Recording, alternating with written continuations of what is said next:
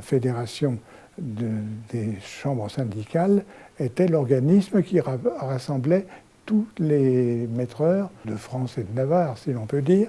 Cette profession ayant pris un petit peu de l'ampleur, de l'étoffe, tout naturellement a formé un syndicat qui soit digne d'elle. Nous avons, au congrès de Pessac, fait adopter l'INTEC, le principe de l'Union des techniciens de l'économie de la construction. C'était le titre que nous avions retenu à la suite d'un vote de la profession. Il y avait plusieurs syndicats, donc il était nécessaire de créer un syndicat qui soit crédible vis-à-vis surtout des pouvoirs publics, puisqu'à l'époque c'était ce dont on avait besoin. Et il faut savoir qu'à cette époque-là, la plupart des confrères exerçaient surtout en tant que maître vérificateur, c'est-à-dire qu'ils faisaient beaucoup de maîtrés et très peu en tant qu'économistes. Et on s'est rendu compte à cette époque que le marché allait tout à fait se modifier et qu'il était donc nécessaire, quelque part, de créer un syndicat qui allait créer une nouvelle dynamique.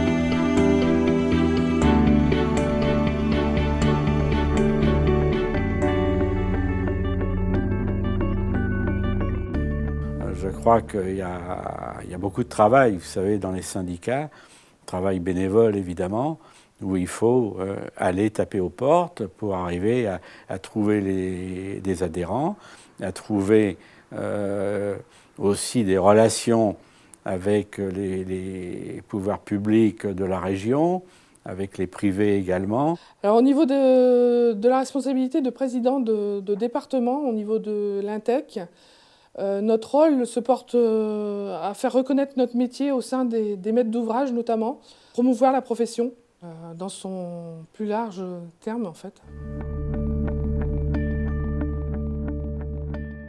Si notre profession elle existe et qu'elle perdure, c'est justement parce qu'on a une représentation syndicale qui est forte. L'Union travaille pour faire connaître et défendre les intérêts de la profession dans la maîtrise d'œuvre. On connaît bien les ingénieurs, on connaît bien les architectes, et souvent ces deux secteurs d'activité ont tendance à vouloir manger un petit peu l'activité de l'économiste, et donc c'est bien que l'INTEC soit là pour défendre les intérêts de cette profession-là.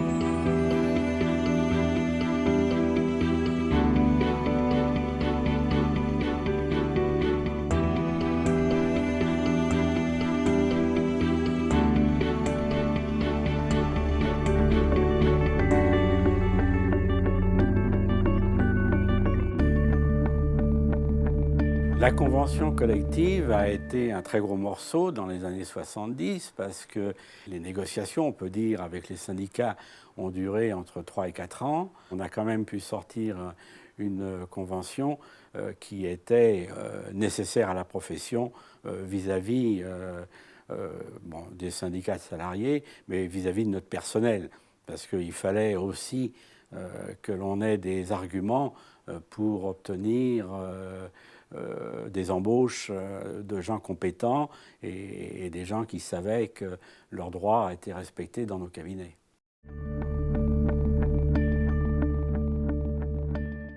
Moi, j'utilise beaucoup l'INTEC pour tout ce qui est réforme, donc décrets, nouvelles normes, etc. Parce que le site internet est bien fait, mis à jour en permanence, donc on est sûr d'avoir les dernières informations. Les services apportés par le syndicat, je pense que c'est surtout au niveau administratif, où par exemple, maintenant grâce à Internet, on a une plateforme sur laquelle on peut aller récupérer des documents types. J'ai trouvé une certaine convivialité et puis un échange d'idées, un échange professionnel surtout. On ne fait rien, si vous voulez, de façon individuelle. L'Intec, c'est un peu l'auberge espagnole, hein. Pour recevoir, il faut beaucoup apporter. Un économiste, c'est comme je dirais quelque part, c'est un être humain avant tout. L'être humain n'est pas fait pour vivre seul. Donc quand on est économiste, si on ne veut pas rester tout seul, eh bien, c'est bien aussi d'aller voir sa maison. Et puis dans la maison, souvent, il y a la famille. Et la famille des économistes, en France, ça s'appelle l'Intec. Et puis c'est grâce à un confrère qui un jour m'a téléphoné, m'a dit « Écoute Pascal, viens nous rejoindre, il y a une commission, ce serait bien qu'un jeune justement vienne un petit peu et puis mettre du sang neuf ». Et là, c'est peut-être moi qui ai reçu du sang neuf. Pour moi, mon sourcing, c'est le relationnel. Et le plus beau vivier de relationnel que je peux avoir dans mon métier est apporté par l'Intec.